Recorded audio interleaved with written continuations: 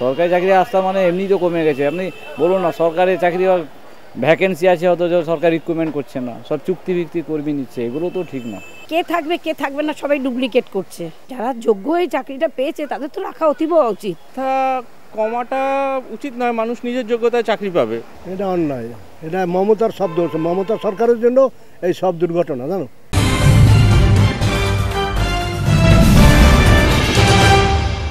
এই জায়গা থেকেই শুরু হয়েছিল তাদের স্বপ্নের যাত্রা, অর্থাৎ বই, ক্লাস, মক টেস্ট, পরীক্ষা প্রভৃতি। আজ সেই স্বপ্নের পাশেই দেখা যাচ্ছে তাদের অনিশ্চয়তা।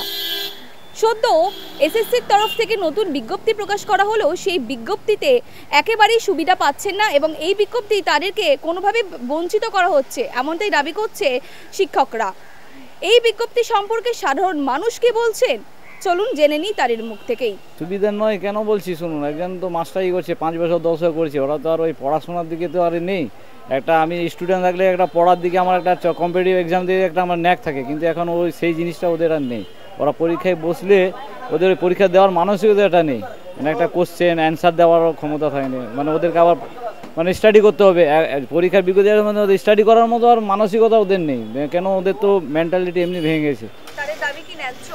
ওদের দাবি অ্যাকচুয়ালি ন্যায্য। শুনুন, ওরা টিচারই করতো, শুনুন দোষিয়ান আর ইয়ে তো আছে, মানে কিছু অশুভ এর জন্য ওদের মানে যারা আসল পরীক্ষার্থী, যারা মানে ব্রিলিয়ান্ট স্টুডেন্ট, যারা চাকরি পেয়েছে পরীক্ষা দিয়ে, ওরা কিন্তু বাতিলটা হয়ে গেছে কিছু মানে এর জন্য আর কি। এই যে ঘুষ নেওয়া দেওয়া, এদের জন্য ওদের কোপটা পড়ে গেছে। এটা আমার মনে হয় যারা মানে ওই ঘুষ দিয়ে চাকরি করেছে ওদেরকে বাদ দিয়ে যদি এদেরকে পুনরায় আবার ওই বহাল করতে পারে সরকার, আমার তো মনে হয় ভালো হয়। পরীক্ষা বসাটা এদের মানে এদের কাছে কষ্টেরই ব্যাপার আছে। আমি এখন দেখুন এই দোকানদারি করছি, আমি আগে কি পড়েছি, এখন আমাকে যদি কেউ কম্পিটিটিভ পরীক্ষা বসতে হলে কিন্তু আমি দিতে পারবো না। এরপরে সরকার এই যে অবস্থা, এরপরে কি সরকারি চাকরির আস্থা কমছে? সরকারি চাকরির আস্থা তো এমনি কমে গেছে। সরকারি চাকরির আস্থা মানে এমনি তো কমে গেছে। আপনি বলুন না, সরকারি চাকরি ভ্যাকেন্সি আছে, অথচ সরকার রিক্রুটমেন্ট করছে না, সব চুক্তিভিত্তিক কর্মী নিচ্ছে, এগুলো তো ঠিক না। না ন্যায়সঙ্গত নয়, এই যার ব্যাপার। এখন এগুলো কি বলবো এখন আমি। আপনার মতে কি, মানে এর ফলে কি এই যে দিন দিন যেরকম অবস্থা, এর ফলে কি সরকারি চাকরির রাস্তা কমে যাচ্ছে কোনোভাবে মনে করছে? হ্যাঁ, একদম কমে যাচ্ছে আস্তে আস্তে। তার মধ্যেও অনেক কারণ আছে কমে যাওয়ার। পদক্ষেপ নেওয়া উচিত, কেন নতুন যারা স্টুডেন্টরা আছে এখান থেকে, তা আগেরও যারা পড়ে আছে তাদেরকেও দেখা উচিত। আমরাও নতুন আসবো, আমাদেরকেও দেখা উচিত, সেইভাবে পরিকল্পনা কাঠামো বানানো।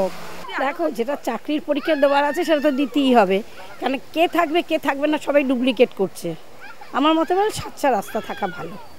সরকারের জায়গায় ঠিক আছে না, সরকারি চাকরির পরিমাণ না কমবে না। দেখো, আমি যদি এখন ভুল পথে চলি, ভুল কাজ করি, তাহলে আমাকে তো বাদ দিতেই হবে। অনেকে আছে ভুল পথে গিয়ে কাজগুলো করেছে, যার জন্য এই জিনিসটা এসছে। যারা যোগ্য হয়ে চাকরি তাদের রাখা উচিত, যারা যোগ্য হয়ে চাকরিটা পেয়েছে তাদের তো রাখা অতীব উচিত। আদালতে বিচারাধীন আছে, সেখান থেকে একটা কিছু রায় বেরোবে, আমরা আদালতের উপর একটু ভরসা রাখি। এর ফলে কি সরকারি চাকরির রাস্তা কমে যাচ্ছে, কি মনে করছেন? আমি জানি না, বলতে পারবো না। আমার মনে হয় জানি না, মানে আস্থা কমাটা উচিত নয়, মানুষ নিজের যোগ্যতায় চাকরি পাবে। সরকার চাকরি দেবেন কি দেবেন না সেটার উপরে আমার নিজের উপরে আস্থাটা থাকতে হবে, আমি এটা দিয়ে বসে। এটা অন্যায়, এটা মমতার সব দোষ। মমতা সরকারের জন্য এই সব দুর্ঘটনা, জানো। মমতা সরকার, মমতার জেলে পাঠানো উচিত। না, সরকার সাহায্য করবে, আইন অমান্য করে সাহায্য করবে কেমন করে? একটা আইনগত তো ব্যাপার আছে, যেটা হাইকোর্ট রায় দিতেছে, সুপ্রিম কোর্ট রায় দিতেছে। তৃণমূল সরকার মানে এই যত দুর্নীতির মূলে তৃণমূল সরকার। হ্যাঁ, অবশ্যই কমে যাচ্ছে। তো সরকার তো দেশটারে শেষ করছে, তৃণমূল সরকার। যেটা ধরো ডক্টর বিধান রায় ছিল, যদি মনে করো আজকে তাকে পূজা করা উচিত, সে ভগবান বিধান রায়। এই বিধান রায়ের বাংলা, সেখানে মমতা যদি এইরকম করে, কেউ না, মমতা সরকার তৃণমূল সরকার পুরো বাংলা পশ্চিম বাংলাটাকে নষ্ট করছে। এই যে নিয়োগ দুর্নীতি, এই দুর্নীতির জন্য একমাত্র তৃণমূল সরকারকে কেউ কেউ দায়ী করছেন, আবার কেউ কেউ সরকারি চাকরির ওপর আস্থা রাখছেন, এমন পরিস্থিতির মধ্যে দাঁড়িয়েও। আপনারা শুনলেন যে সাধারণ মানুষ কি বলছেন এই বিষয়ে। ক্যামেরায় সন্তোষ রায়ের সঙ্গে কোয়েল বণিকের রিপোর্ট, ওঙ্কার বাংলা।